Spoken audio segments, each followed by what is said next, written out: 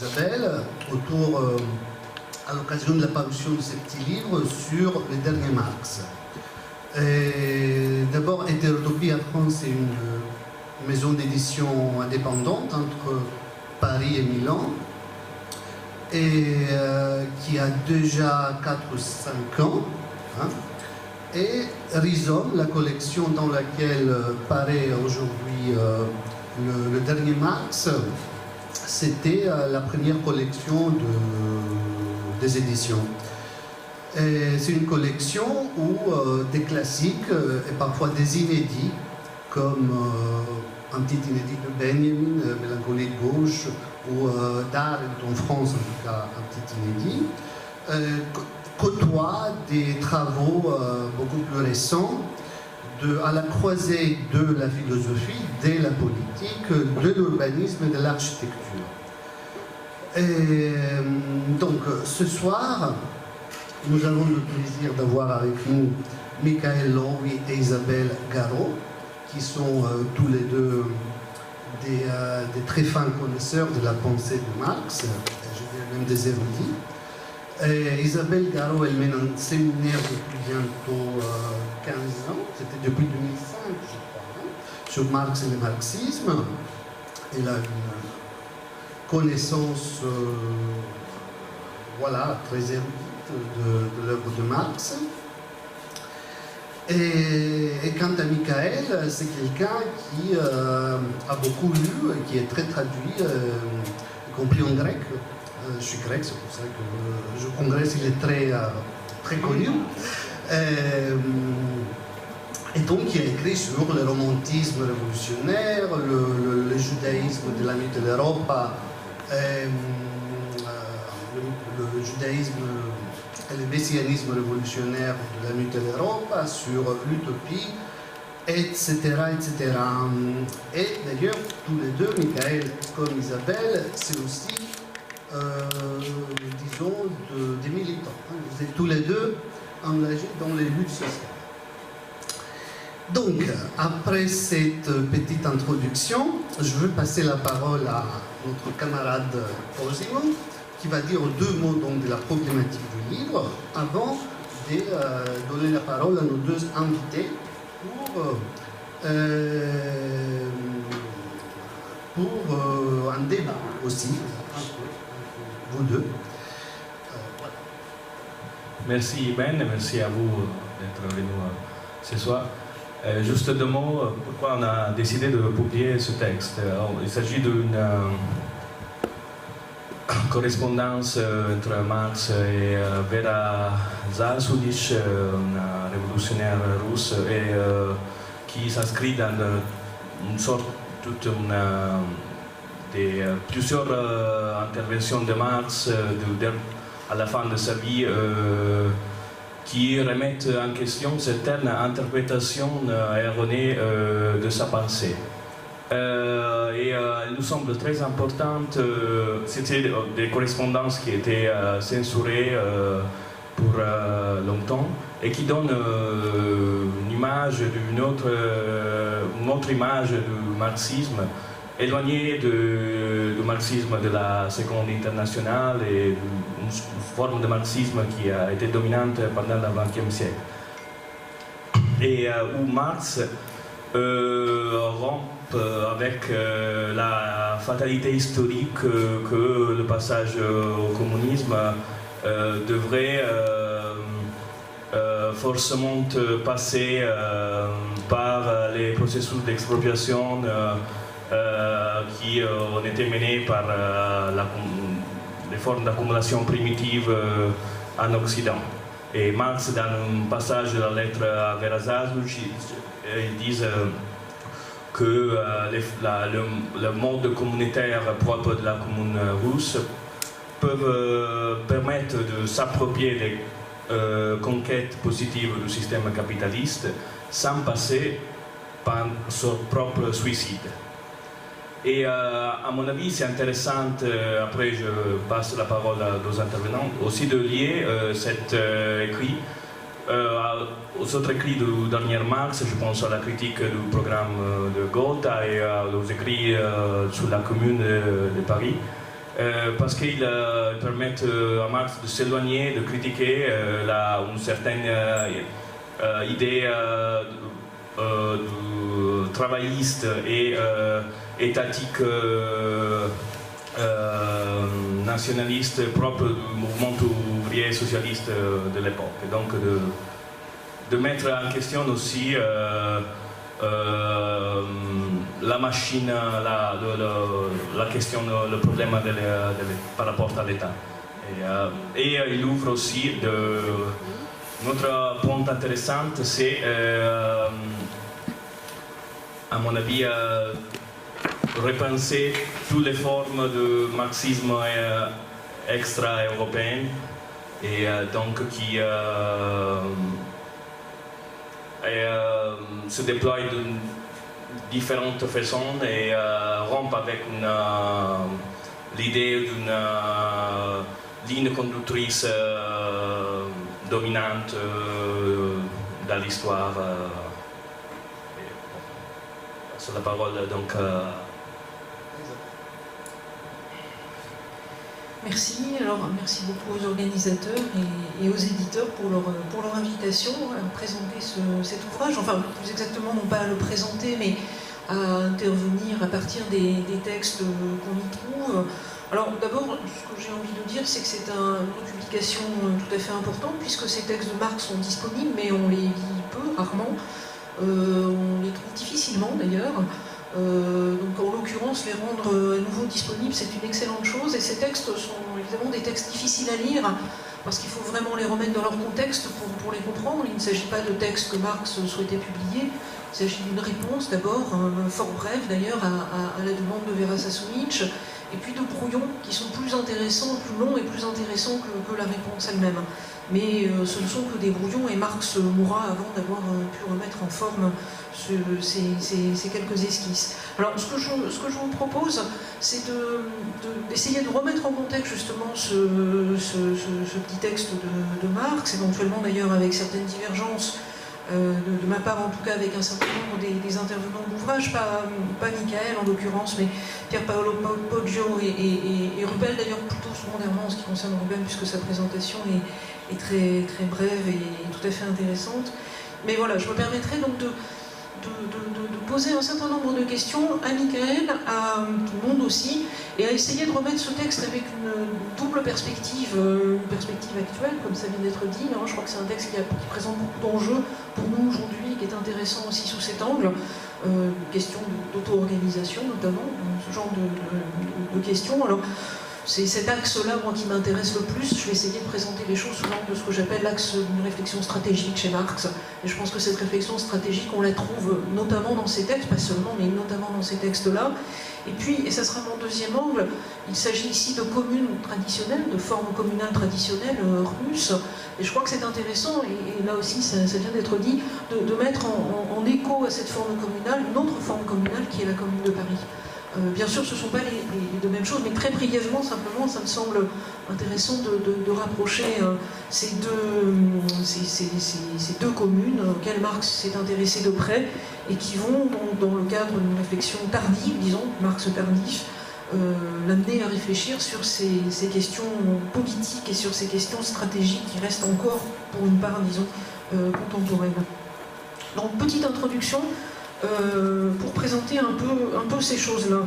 Alors d'abord, je crois qu'on peut dire que, pour revenir sur ce rapport entre communes de Paris et communes russes, qu'à premier abord, elles ont évidemment peu à voir l'une avec l'autre, sinon que toutes les deux sont des formes, tentent d'être, pour la commune de Paris, des formes non capitalistes, la commune de Paris étant une forme politique neuve, tandis que l'autre, la commune russe, est une forme sociale traditionnelle. Et elles sont néanmoins liées historiquement par certains de leurs acteurs, je vais y venir dans un instant, ça me paraît assez intéressant de rappeler ça, d'autant que ce sont des femmes dans les deux cas, Vera Sassovic et Elisabeth Dmitriev. Elles sont liées aussi donc, par cette réflexion stratégique de Marx sur, pour préciser un peu l'idée en l'occurrence, sur la question des transitions sociales et sur la question de l'invention politique. Et après tout, on est au cœur de ce genre de questions avec la mobilisation sociale d'aujourd'hui. Donc invention de formes neuves, à partir de formes existantes, peut-être, en tout cas à coup sûr à partir de conditions existantes. Et cette réflexion, que ce soit sur la Commune de Paris ou que ce soit sur la Commune russe, illustre la conviction de Marx qui énonce ainsi la formule célèbre dans les statuts de l'AIT, de la première internationale, le statut de 1864, en disant « L'émancipation des travailleurs sera l'œuvre des travailleurs eux-mêmes ». Je crois que c'est vraiment la ligne rouge, pour le coup, qui court à travers son analyse des deux communes. Alors, pour replacer un peu ces textes dans un contexte qui est le leur, en mars 1881, donc Marx correspond en français avec la militante populiste russe Vera Zasulich au sujet de la commune rurale russe, à la demande de Vera Zasulich, qui écrit à Marx une lettre assez pressante, en lui disant même d'ailleurs que c'est une question de vie ou mort, et qu'il faut qu'il réponde rapidement sur cette importance à ses yeux, la possibilité de s'appuyer ou non sur cette commune traditionnelle. Alors l'intérêt de Marx est tout de suite éveillé, d'autant que Marx, en fait, depuis un bon moment, s'intéresse aux sociétés non occidentales, et que cet intérêt s'est accru, on peut dire, à partir des années 1850, notamment, en lien avec son activité de journaliste, pas seulement, mais en lien avec l'activité, notamment dans la presse américaine, New York Daily Tribune, qui l'amène à réfléchir aussi sur l'inventivité historique et sociale de cultures qui sont porteuses de formes sociales communautaires remarquables. Et il va à cette occasion donc développer une analyse historique qui est complexifiée, comme cela a été dit, même s'il n'y a pas, à mon avis, chez lui aucun moment de déterminisme strict, mais disons qu'on a là une analyse complexifiée qui va mettre en évidence des trajectoires multiples, remplaçant la thèse de modes de production successifs.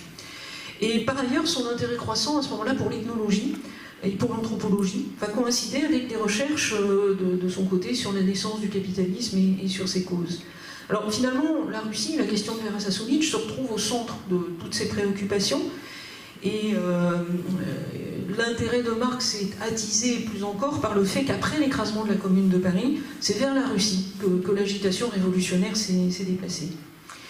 Alors il faut ajouter qu'à la même époque, les idées de Marx commencent à se diffuser en Russie, alors notamment au sein de la mouvance populiste russe. La traduction du Capital paraît en 1872 en russe, elle ne paraîtra qu'en 1866 en anglais. Donc on a là une priorité, en 1886 pardon, en anglais, on a une priorité donc de l'édition russe. Et les populistes qui sont à ce moment-là en quête d'une voie russe vers la révolution, mais sans passage par le capitalisme, vont orienter leur action justement en direction des paysans et miser sur les atouts de la commune rurale russe, donc le Mir ou l'Opchina, comme on veut, qui leur semble présenter éventuellement des ressources pour ce contournement. Donc c'est à ce titre-là, dans ces circonstances-là, qu'ils vont interroger Marx sur ces potentialités. Alors même qu'il faut rappeler quand même que l'Opchina, c'est une assemblée de chefs de foyer qui décide du partage périodique des terres en fonction de la taille du foyer, en fonction d'un principe d'égalité proportionnelle, en fonction de la taille variable des foyers, et qui a un caractère profondément patriarcal.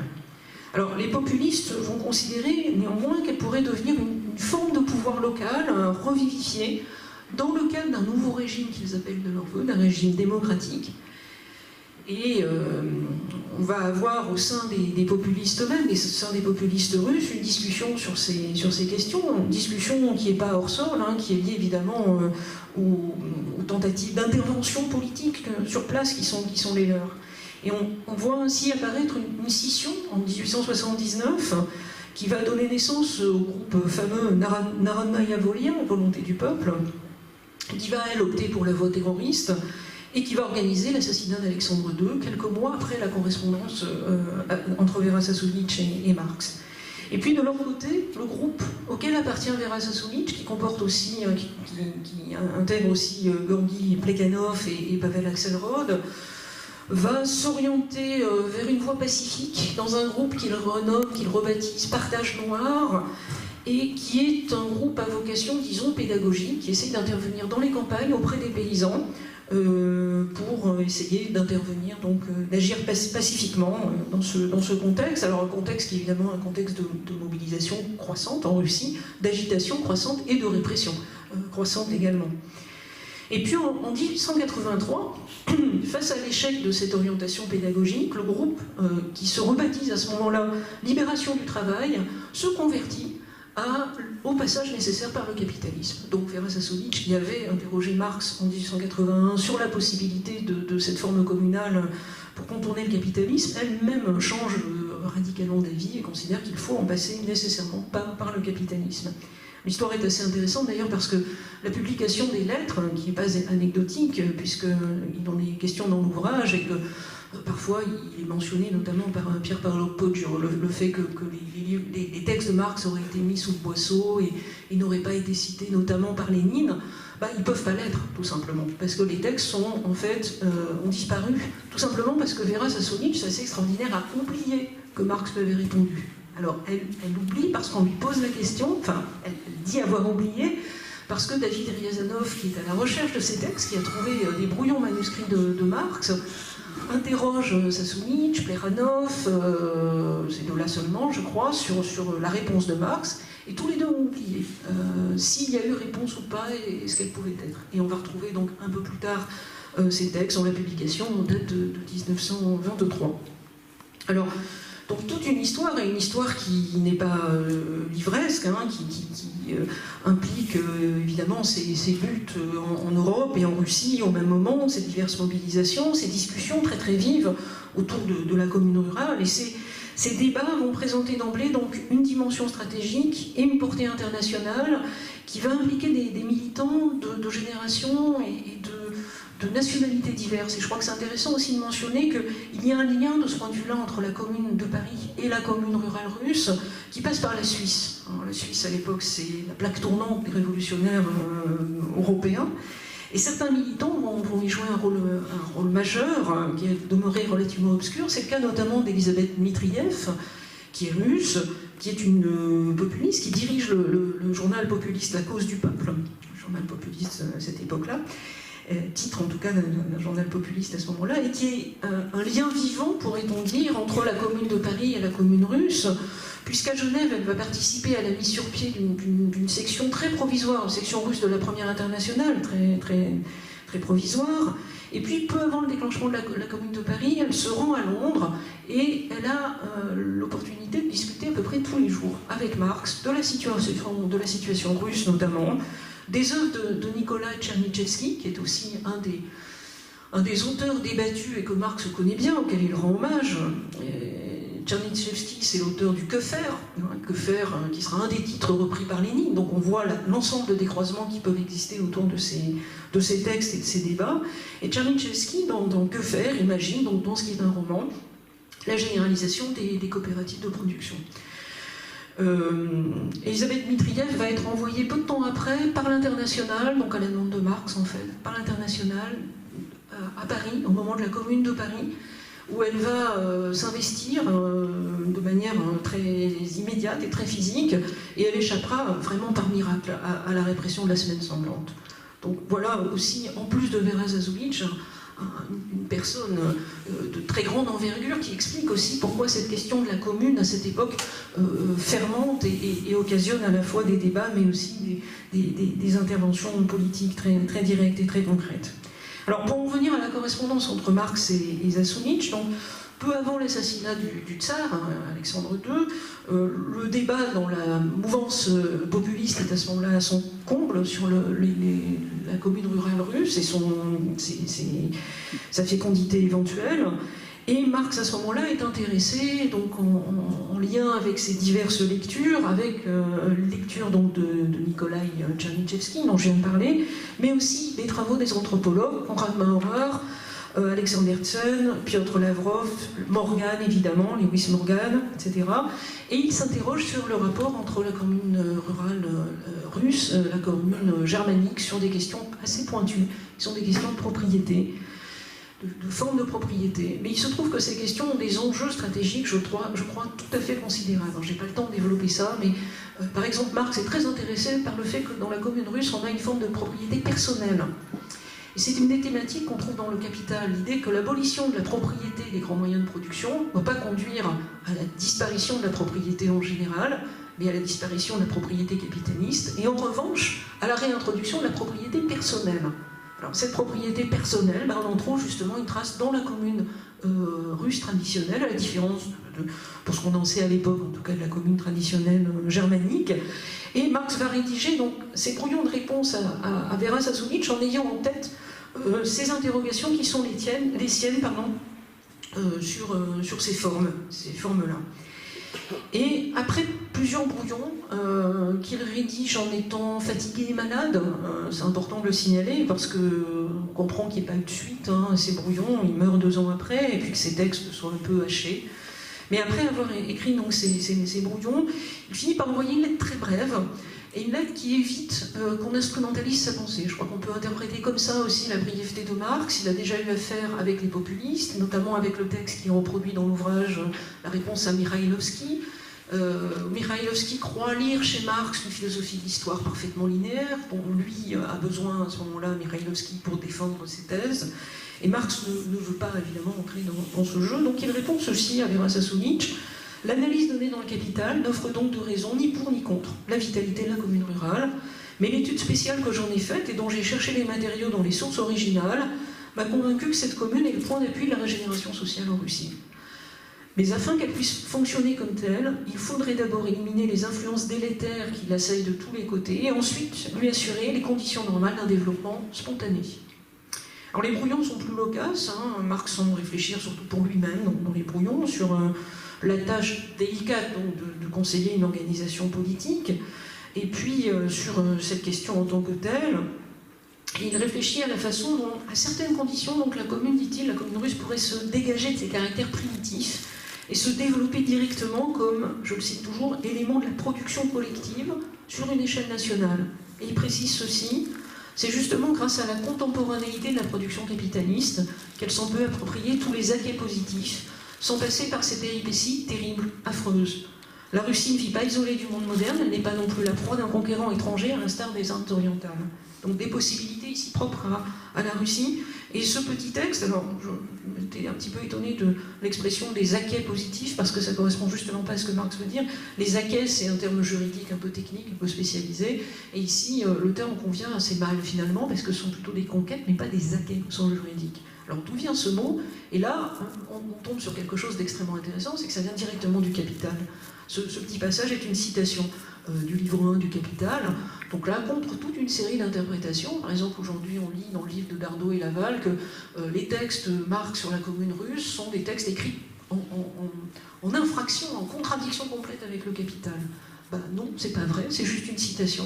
Et c'est une citation que Marx va réajuster à des circonstances concrètes, historiques, de ces luttes, enfin de ce mouvement populiste et de cette perspective politique qui se présente à ce moment-là et qui l'amène à rectifier en partie l'analyse présentée dans le Capital. Donc je crois que c'est là aussi des textes qu'il faut replacer dans la continuité, certes pas une continuité, c'est pas un bloc, mais une continuité complexe qui amène Marx à reprendre, à réfléchir, à revenir sur des questions qu'il a travaillées auparavant, des questions à la fois éminemment politiques, et puis qui relèvent de la critique de l'économie politique, mais au fond c'est la même chose, et c'est bien ce que la rédaction du Capital essaye de montrer. Alors, dans le cours de cette réflexion, Marx va aussi ajouter un certain nombre de remarques. Par exemple, on en trouve une qui me semble intéressante. Dans la préface de 1882, donc un an après la correspondance avec Sassoulitch, dans l'édition russe du manifeste cette fois, il ajoute ceci, il ajoute que cette nouvelle condition à cette actualisation de la commune russe, qui va donner lieu à un nouveau débat, et beaucoup de débats, il dit ceci: si la révolution russe donne le signal d'une révolution prolétarienne en Occident, et que donc toutes deux se complètent, l'actuelle propriété commune du sol en Russie pourrait servir de point de départ à une évolution communiste. Voilà. Texte qu'on peut juger prémonitoire, bien évidemment, mais qui pose d'énormes problèmes et qui soulève un grand nombre de questions sur ce scénario. Alors l'objectif de Marx, c'est évidemment d'éviter tout scénario révolutionnaire préécrit, mais tout en inscrivant le communisme au sein d'une histoire globale, à la fois, disons, déterminée et ouverte, et qui inclut, donc on le voit ici, le moment capitaliste, sans que ce dernier soit pour autant une étape obligée de l'émancipation humaine, bien sûr. À partir de là, on peut dire que la permanence de conditions historiques non capitalistes, comme c'est le cas en Russie, mais confrontées à l'expansion mondiale du capitalisme, pourrait, dans certaines conditions, donc étayer une contre-offensive générale en vue de son abolition. Et le développement inégal, donc en l'occurrence c'est cette idée qui n'est pas de Marx, hein, qui commence à faire monter cette idée de développement inégal en Russie chez les populistes à ce moment-là. Ce développement inégal serait donc paradoxalement la condition d'une révolution capable de se mondialiser à partir de situations nationales extrêmement diverses. Là aussi une réflexion très riche sur cette double dimension. Alors un tel raisonnement relève de la critique de l'économie politique, en ce qu'elle a précisément deux politiques. Et si on considère que la logique de fond qui a engendré le capitalisme, ça n'est pas en fait l'expansion du marché, mais, je cite Marx, la séparation radicale du producteur avec les moyens de production, et plus précisément encore l'expropriation des cultivateurs, alors le communisme vise la réappropriation par les individus de leurs propres forces sociales. Et de ce point de vue, des formes sociales antérieures à cette séparation, et localement persistantes, peuvent offrir des points d'appui à une révolution qui serait tendanciellement mondiale, mais qui se construira dans des conditions nécessairement nationales. C'est un peu cette lecture qu'il propose pour la Russie. Alors, cette réflexion historique du Marx de la maturité, hein, sur les causes de la naissance du capitalisme, sur sa disparition possible, vont rester inséparables du projet révolutionnaire de son abolition, et d'une réflexion stratégique donc, sur les conditions concrètes qui permettent de l'envisager. Et pour une part, ces conditions, alors on peut dire elles sont internes au fonctionnement du capitalisme dans ses contradictions essentielles, telles que le capital les analyse, mais elles sont aussi extérieures à lui, plus exactement, elles résultent de la contradiction entre un capitalisme né ailleurs, en l'occurrence dans le monde rural britannique, et agricole britannique, et puis des histoires sociales qui sont tout autres auxquelles ce mode de production tente de s'imposer. Et donc ces histoires sociales peuvent faire obstacle, de ce point de vue, à l'installation de rapports de production capitalistes, mais à la condition de donner naissance à des forces politiques structurées porteuses d'un projet alternatif. Et c'est là, à mon avis, qu'on arrive sur un terrain stratégique. Tout ça n'a rien de spontané, suppose des formes d'organisation qui sont porteuses d'un projet révolutionnaire en tant que tel. Vous m'arrêtez si je suis... Alors c'est le cas en Russie. Et Marx va souligner qu'en tant que forme sociale fondée sur le partage et sur l'égalité, sur la propriété commune aussi, et sur la propriété donc individuelle et personnelle, la commune russe se distingue de communautés plus archaïques, donc la communauté germanique, montrant bien que le communisme, selon Marx, n'est pas un collectivisme, au sens qu'on donnera plus tard à ce terme, mais en fait un certain type de socialisation des moyens de production. Et c'est cette seule particularité que la commune russe, que présente la commune russe, qui va conduire Marx à modifier son jugement négatif initial hein, sur ses caractères, son caractère patriarcal et archaïque, alors même qu'il continue bien évidemment de condamner son caractère patriarcal, mais qu'il y décèle un certain nombre de potentialités. Alors au plan stratégique, je crois que c'est la question de la propriété qui est cruciale à ses yeux, à condition de la considérer non pas comme une forme strictement juridique, mais comme un levier politique, et même je dirais comme un gradient du développement individuel. Pour le dire un petit peu plus précisément, la commune russe présente des virtualités qui peuvent être converties en moyens de la mobilisation paysanne. Je crois que c'est comme ça, alors j'extrapole d'un certain point de vue, mais je crois que c'est comme ça que Marx envisage les choses. Cette commune pourrait justement permettre le ralliement de la classe paysanne à une lutte ouvrière et permettre ce ralliement sur la base d'une propriété personnelle préservée, développée par la commune traditionnelle, comme capable aussi de faire obstacle à des formes capitalistes qui tentent de la détruire. Alors cette reprise possible, disons, présente des conditions qui sont hautement problématiques. On peut en citer deux. La première, c'est l'introduction des forces productives et des techniques capitalistes. Et puis la seconde, c'est l'intervention des paysans eux-mêmes dans la transformation active de la commune rurale. Alors cette transformation active devrait réussir à construire une structure locale de socialisation de la production, de socialisation générale de la production. Et par-delà le caractère, disons, circonstanciel du débat qui va avoir lieu sur cette question dans la Russie de la fin du XIXe siècle, c'est bien, je crois, que la transition, dans toute sa complexité, dans toute son ampleur, que la commune rurale russe permet de poser, sous l'angle de ses conditions matérielles, d'une part, mais aussi sous l'angle de ses conditions politiques, ses conditions subjectives, je dirais, subjectivité de classe, du moins. Alors, dernière série de remarques, avant de m'arrêter, je crois que c'est sur ce plan-là que Marx est à la fois au plus près et au plus loin de la commune française, la commune de Paris. Parce que les questions qu'affronte la commune de Paris sont donc à la fois tout autres, hein, je le disais tout à l'heure, c'est une révolution urbaine qui s'affronte à un État moderne, dans une France qui est caractérisée, elle, par une trajectoire capitaliste et industrielle. Ces ressources révolutionnaires ne se trouvent pas du côté de formes traditionnelles, et la question de l'union avec la paysannerie est une question qu'elle n'aura pas le temps de poser. Après le fameux solo funèbre, hein, dit Marx en 1948, Marx évoquant seulement dans la guerre civile en France, dans son texte sur la commune de Paris, et il évoque seulement le projet d'une extension aux zones rurales de la structuration fédérale. Il ne va pas plus loin, et surtout la commune ne va pas plus loin. Et pourtant, je crois que dans les deux cas, il s'agit d'une réappropriation de la vie sociale et d'une invention de formes politiques qui permettent cette réappropriation contre les classes dominantes, contre des classes dominantes bien distinctes en France et en Russie, bien sûr, mais en détruisant dans les deux cas l'État bourgeois français ou l'État autocratique russe. Et avec la Russie, les perspectives révolutionnaires vont acquérir une dimension qui est, on pourrait dire, constitutivement internationale. Alors, dans le cas de la Commune de Paris, l'accent est mis par Marx sur des formes politiques neuves qui accompagnent la destruction du pouvoir d'État, dit-il, la mise en place de l'autogouvernement des producteurs, hein, sur des thématiques qu'on connaît bien, et pourtant parce qu'elle est, dit-il, la forme politique enfin trouvée, qui réalise, je le cite encore, l'émancipation économique du travail, elle est indissociable d'une réorganisation du travail et d'une réorganisation de la propriété. Et ce n'est pas ici l'obchina, mais c'est la coopérative ouvrière qui va être chargée d'organiser la réappropriation sociale des richesses, ouvrant la voie à un dépassement radical du capitalisme et ouvrant la voie au communisme. Alors je cite Marx, là aussi, le passage est fameux, hein.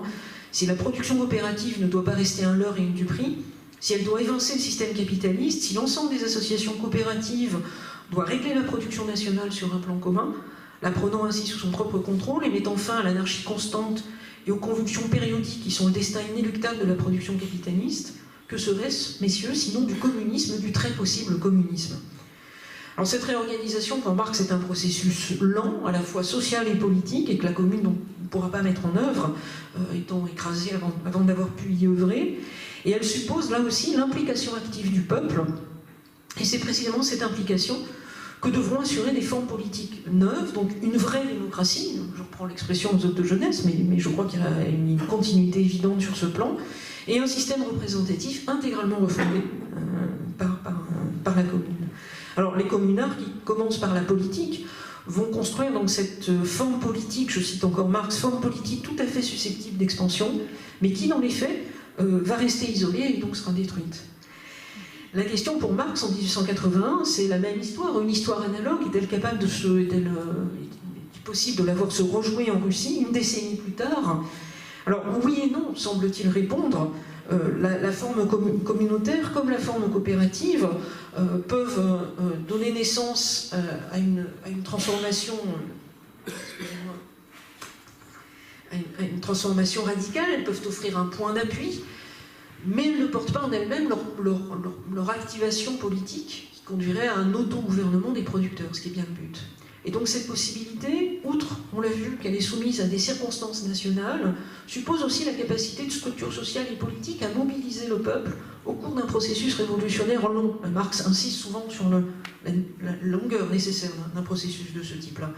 Et à cet égard, l'ancrage profond de l'obchina en Russie offre peut-être une opportunité supérieure à ses yeux de reconquête collective par rapport à la construction fédérale communarde, compte tenu de toutes les difficultés que présente aussi un tel scénario, bien sûr. Quoi qu'il en soit, et pour terminer vraiment, on peut dire que dans les deux cas, c'est bien une perspective de réappropriation sociale, mais qui doit être relayée et actualisée par une forme politique, qui n'est pas un État séparé, mais qui doit être l'expression même et l'organisation démocratique de cette réappropriation. Et en somme, la forme communale, qu'elle soit française ou russe, ne sont pas avant tout des formes sociales, mais des formes politiques. Et elles ont pour mission commune de donner vie à ce paradoxe que sont donc des formes, même des institutions, apte à relayer et à faire durer une mobilisation révolutionnaire. Et c'est précisément ça, je crois, que Marx nomme le communisme.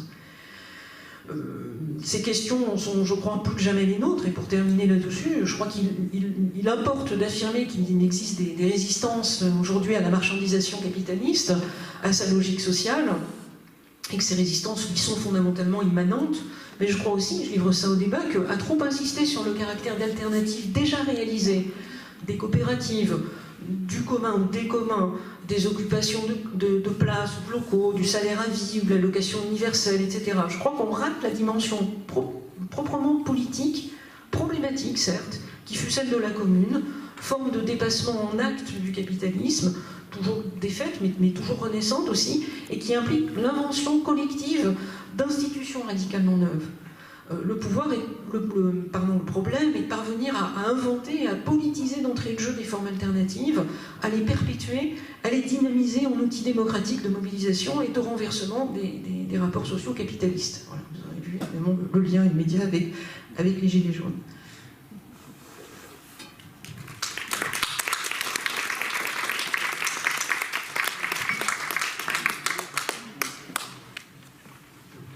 On passe la parole. Merci.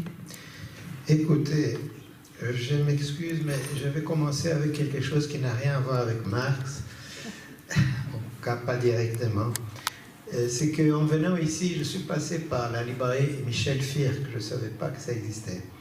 Or, le hasard des choses, c'est que j'ai connu personnellement Michel Firck. J'avais une très grande admiration pour elle. C'était une jeune femme cinéaste très, très douée, très engagée, militante, révolutionnaire, fascinée par la révolution en Amérique latine. Et finalement, elle a décidé de partir au Guatemala et s'engager dans la guérilla qui luttait contre une dictature militaire. Et bon, après quelques mois, elle s'est fait repérer par la police, les militaires, et au moment où ils venaient l'arrêter, elle s'est suicidée. Et bon, c'est le seul rapport qu'il y a avec ces textes, c'est que ce mouvement de guérilla avait des racines profondes dans les communautés rurales indigènes mayas du Guatemala, qui ont mené une lutte de plusieurs dizaines d'années contre les différentes dictatures militaires qui se sont succédées. Donc on peut dire peut-être que ces communautés rurales du Guatemala étaient des héritières lointaines de l'Okchina russe dont parle Marx. Voilà, je tenais quand même à faire cette petite introduction. Bon, alors, revenons donc à Marx et ce texte, cet ensemble de textes, donc la réponse à Veratza Sulic. Juste un mot sur qui était Veratza Sulic. C'était donc une populiste, on dit, mais les termes aujourd'hui, il est très dévalorisé. Je dirais une narodniki, qui faisait partie de ce mouvement de la Narodnaya Pole. Bon, elle a participé à une tentative d'exécution, je ne dis pas assassinat, mais bien exécution, du gouverneur militaire de Saint-Pétersbourg en 1878. Bon, ça a raté. Et bon, la police a essayé de l'attraper, elle a réussi à s'enfuir et s'est réfugiée en Suisse. Et là, en Suisse, il y avait un petit groupe de Narodnikis, dont faisait partie aussi Plekhanov, Axel Rod et elle, qui commençaient à s'intéresser au marxisme. Donc, voilà, l'essentiel de l'histoire, d'ailleurs, était très bien raconté, expliqué par Isabelle, donc je n'ai pas besoin d'entrer dans tous les détails. Mais bon, voilà, Marx a écrit, enfin, elle lui a écrit cette lettre, Marx a répondu, il y a les brouillons et tout ça. L'histoire de la découverte des lettres est vraiment très intéressante. Bon, Isabelle en a dit un mot, mais bon, c'est Ryazanov, un militant marxiste russe, disons, qui découvre pas la lettre, mais les brouillons dans les papiers de Lafargue. Je ne sais pas comment c'est arrivé là-bas. Bon. Et donc, il dit, bon, mais puisqu'il a écrit le brouillon, peut-être qu'il a écrit une lettre. Donc, il s'est adressé à sa camarade du Parti social-démocrate russe, Tsasulich, et à Axel Rod et aux autres, en disant, bon, est-ce que vous avez reçu une lettre de Marx? Réponse, non. Ils avaient oublié la lettre. Pourquoi ils avaient oublié la lettre? C'est une question philosophique, je pense. Parce que dans leur tête, le marxisme, c'est quoi? C'est la détermination de la superstructure par l'infrastructure. Donc la détermination de la politique qu'on doit avoir par le développement des forces productives. Bon, morale de l'histoire, la Russie est mûre seulement pour une révolution bourgeoise parce que le capitalisme n'est pas assez développé. C'est ça le b.a.-ba du marxisme pour la Deuxième Internationale, pour Plekhanov et pour Verets-Zassulch aussi. Donc, comment se peut-il que Marx ne soit pas marxiste, n'est-ce pas? Donc il y avait un problème là, terrible pour eux. Et donc, ils ont résolu le problème en oubliant la lettre. Or, c'était dans la logique menchevique, disons, entre guillemets. Bon, maintenant, la lettre a été découverte quand même, après la mort de Lénine, en 1923, par Nikolaïevski. Alors, la chose curieuse, c'est que Nikolaïevski, qui était un historien russe spécialiste de l'œuvre de Marx, était menchevique lui aussi. Mais lui, il n'a pas oublié. Il a trouvé la lettre et l'a publiée. Bon, il a eu le courage de la publier. Et plus tard, donc, Riazanov a publié aussi le brouillon en 1925. Donc, maintenant, on a l'ensemble, à partir de ce moment, on a l'ensemble du dossier. Bon, donc, ça montre quand même que ces documents de Marx, ils sont en rupture avec une pseudo-orthodoxie marxiste qui s'est imposée après la mort de Marx, n'est-ce pas? Donc c'est dans ce sens qu'il est hérétique, hétérodoxe, populiste, narodnik, romantique, etc. Bon, c'est un Marx qui est vraiment à contre-courant de ce qui va devenir la pseudo-orthodoxie marxiste du mouvement ouvrier. Bien. Alors donc, l'idée essentielle, bon, Isabelle l'a bien expliqué, c'était ces rôles possibles, hein, ce n'est pas inévitable, les rôles possibles révolutionnaires de la communauté russe, et cette idée étonnante que grâce à une révolution russe, basée sur ces traditions collectivistes de la paysannerie, de l'obchina, etc., on verra, je cite maintenant Marx, le retour de la société moderne à une forme supérieure du type archaïque de la collectivité. Hein?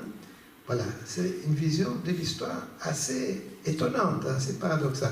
Ce n'est pas une histoire linéaire, hein? On va d'étape en étape, on passe par différentes étapes de développement des forces productives. Non, la société la plus avancée, qui sera le communisme, va se réapproprier de quelque chose ancien, quelque chose archaïque, c'est le terme qu'il utilise. Et quelques lignes plus tard, il dit « Il ne faut pas se laisser effrayer par les mots archaïques. » Oui, c'est à partir de choses qui nous viennent du passé, qui sont archaïques, qu'on pourra, dans certains cas, peut-être, hein, c'est une possibilité, développer un processus révolutionnaire. Et donc, quand Verets-Zassulch lui dit le marxiste, ici, vos disciples disent que la commune rurale n'a pas d'avenir, il dit, je ne connais pas ce marxiste, je mets des guillemets. Hein. Les gens que je connais n'ont pas cette opinion. Et qui sont les gens qu'il connaît? C'est les narodniki. Ses amis sont tous des narods, c'est Danielson, c'est Lavrov, c'est avec ces gens qui correspondent et ils partagent leurs idées. Hein. Donc voilà, déjà, c'est le premier clash de Marx avec les gens marxistes, entre guillemets, qui se réclament de sa pensée. Bon, voilà, c'est, je dirais maintenant simplement que pour comprendre bien cet épisode, qui est quand même frappant, il faut effectivement revenir un peu en avant, passer, disons, aux écrits de Marx et même d'Engels sur la Commune de Paris. Bon, ça, Isabelle l'a très bien montré. Mais je dirais aussi des écrits anthropologiques, entre guillemets, de Marx et d'Engels. Alors, il y a déjà une lettre très intéressante de Marx à Engels en 1858 que j'aimerais citer un petit passage qui prépare un peu cette réflexion. Hein, mais c'est à propos de... C'est une réflexion plus générale hein, sur la conception de l'histoire. Et la première réaction contre l'idéologie des Lumières a été de voir tout sous l'angle moyenâgeux, etc. La deuxième réaction elle correspond à l'orientation socialiste, consiste à plonger par-dessus le Moyen-Âge dans l'époque primitive de chaque peuple. Et les gens sont tous surpris de trouver dans les plus anciens, l'époque primitive, les plus modernes, et même une égalité à un degré qui ferait frissonner Proudhon. Hein? Bon, voilà, fin de la citation. Donc, voilà, on trouve, et ça c'est à propos de travaux d'un anthropologue, historien allemand, Gerhard Ludwig Maurer, qui tu as cité, qui des études sur la commune rurale allemande, hein, la commune rurale allemande. Mais bon, la réflexion de Marx est plus ample. On trouve dans ces phénomènes, dans ces formes archaïques, anciennes, primitives, etc., de la chose la plus moderne à nos yeux, qui est l'égalité sociale. Bon. Et puis, il y a Engels qui va écrire L'origine de la famille, la propriété privée et l'État, qui s'appuie beaucoup sur les cahiers ethnographiques, les cahiers anthropologiques de Marx, où il y a notamment beaucoup de références à Morgan, c'est quelqu'un que Marx a beaucoup étudié, il a pris beaucoup de notes, et Engels s'est appuyé sur ça. Et Morgan, c'était un anthropologue américain qui avait une énorme admiration pour les communautés indigènes nord-américaines, notamment les Iroquois. Les Iroquois avaient non seulement des communes rurales, mais ils avaient une confédération de communes, hein, la confédération iroquoise, qui a mené la guerre contre les Blancs pendant longtemps. Et alors, voilà, et Morgan appelle ça communisme primitif, et Engels reprend le terme, et je vous lis un passage de Engels, qui est vraiment frappant. Quelle admirable constitution que cette organisation du communisme primitif des Iroquois, hein, sans soldats, gendarmes ni policiers, sans noblesse, sans roi ni gouverneur, sans préfet ni juge, sans prison, sans procès, tout va son train régulier. Et si nous comparons leur situation à celle de l'immense majorité des civilisés de nos jours, la distance est énorme entre les prolétaires ou les paysans d'aujourd'hui et l'ancien membre libre de cette organisation gétilique. Hein, c'est le terme qu'ils utilisent. Bien. Donc, vous voyez qu'il y avait déjà une réflexion chez Marx Engels sur l'intérêt de ce qu'il appelle communisme primitif, aux formes communautaires archaïques, prémodernes, précapitalistes. Hein. Mais c'était une réflexion, disons, de philosophie de l'histoire ou d'anthropologie. Ce qui est nouveau dans les lettres et les brouillons avec Vera Sassoli, c'est que ça devient une hypothèse stratégique. Hein, c'est comme l'a très bien dit Isabelle, c'est une hypothèse de stratégie politique révolutionnaire. Hein, ce n'est pas simplement une réflexion de philosophie de l'histoire, d'anthropologie, mais c'est une orientation pour une stratégie révolutionnaire en Russie qui pourrait faire épargner, c'est ça qu'il dit dans un des brouillons, faire épargner au peuple russe les horreurs du capitalisme. Hein, c'est ça l'objectif. Hein. Bien. Bon, moi, ce type de vision de l'histoire et de la stratégie révolutionnaire, bon, je l'appelle romantique entre guillemets, parce qu'elle s'inspire, s'appuie sur des formes pré-capitalistes, pré-modernes, pour penser une stratégie révolutionnaire moderne, actuelle. Hein. C'est ça l'esprit de ce que j'appellerais un romantisme révolutionnaire. Bon,